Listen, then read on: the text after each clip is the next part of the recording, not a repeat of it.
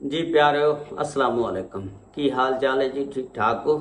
उम्मीद है सारे तुसी ठीक होवोगे। अल्लाह ताला तुहाडे ते और मेरे ते रहमत फरमाए।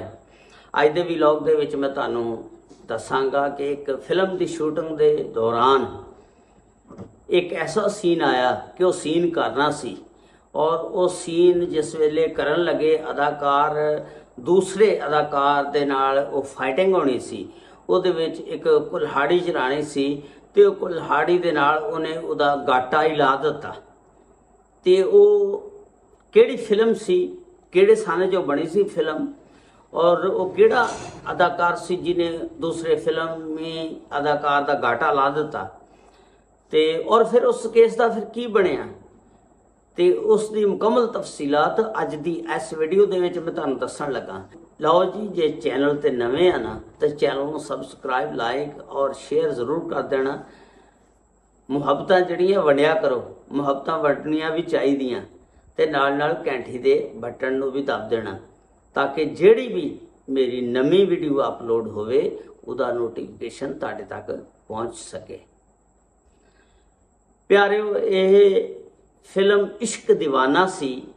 ये फिल्म 1968 ਦੇ ਵਿੱਚ ਬਣਨੀ शुरू हुई तो 1971 ਦੇ ਵਿੱਚ फिर रिलीज़ हुई। ये सिर्फ इस वाक़े की वजह ना फिर लेट हो गई फिल्म 3 साल, क्योंकि ये वाकई ऐसा सी हादसा सी जिहदे विच एक अदाकार ने दूसरे अदाकार का गाटा ही ला दिता। ये कोई मामूली गल नहीं, बंदा मार देना फिल्म दे विच। ते ये इस तरह के ये फिल्म इश्क दीवाना दे सैट दे उत्ते अदाकार शुजात हुसैन ये जिहड़े ने अनैत हुसैन भट्टी दे छोटे भरा ने।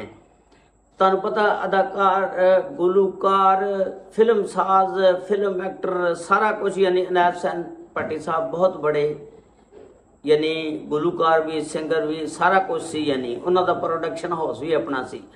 उन्हों के छोटे भरा कैफी भट्टी जिहड़ा सी ते फिर तीसरे नंबर ते सी शुजात हुसैन भट्टी। ये 3 भरा सी ते दूसरा कैफी ते अनैत हुसैन भट्टी का बहुत मशहूर है ना। शुजात हुसैन भट्टी जिहड़ा ये भी फिल्म इश्क दीवाना दे विच इहनूं एक रोल दिता गया सी। इश्क दीवाना दे विच जिहड़ा ना ओहो जिहड़ा कैफी साहब हुंदे ने नाल इन्हां दी बेगम गजाला हुंदी आ। अच्छा, दूसरी जोड़ी हुंदी आ शुजात हुसैन भट्टी ते आलिया ते इहदे विच जिहड़े ने असद बुखारी साहब का भी रोल बहुत अच्छा।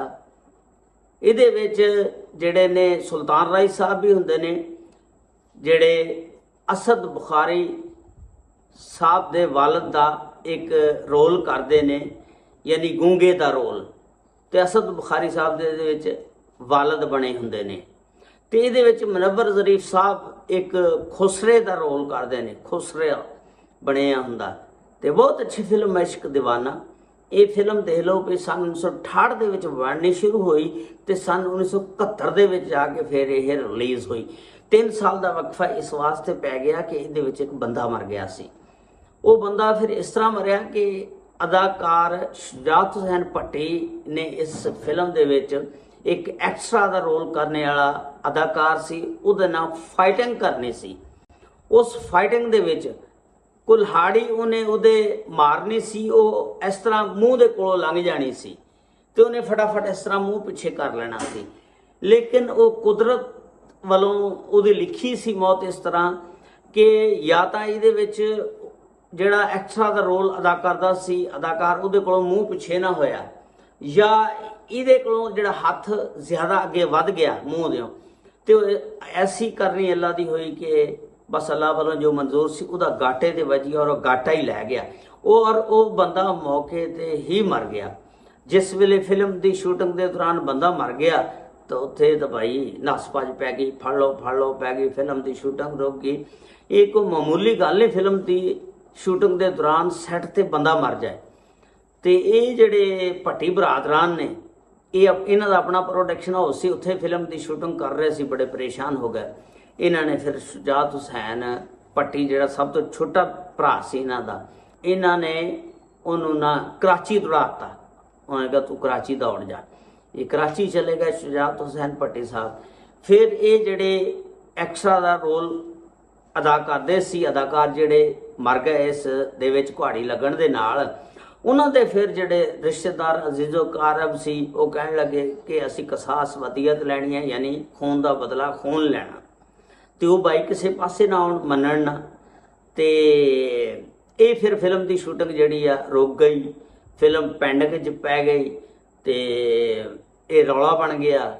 ਤੇ ਬੜਾ ਫਿਰ ਉਹਨਾਂ ਨੇ ਜੀ ਕੀ ਕੀਤਾ, ਕੇਸ ਉਹਨਾਂ ਨੇ ਕਰਤਾ ਅਦਾਲਤ ਦੇ ਵਿੱਚ। ਫਿਰ ਇਹ ਕੇਸ ਕਾਫੀ ਦੇਰ ਅਦਾਲਤ ਦੇ ਵਿੱਚ ਚੱਲਦਾ ਰਿਹਾ। ਉਹ ਸੀ ਜਿਹੜੇ ਉਹ ਫਿਰ ਨੱਸ ਗਏ ਬਾਹਰ ਕਰਾਚੀ, ਸ਼ੁਜਾਤ ਹੁਸੈਨ ਭੱਟੀ ਸਾਹਿਬ। ਤੇ ਇਸ ਤਰ੍ਹਾਂ ਫਿਰ ਇਹ ਕੇਸ ਸੀ ਜਿਹੜਾ ਚੱਲਦਾ ਰਿਹਾ ਕਾਫੀ ਦੇਰ।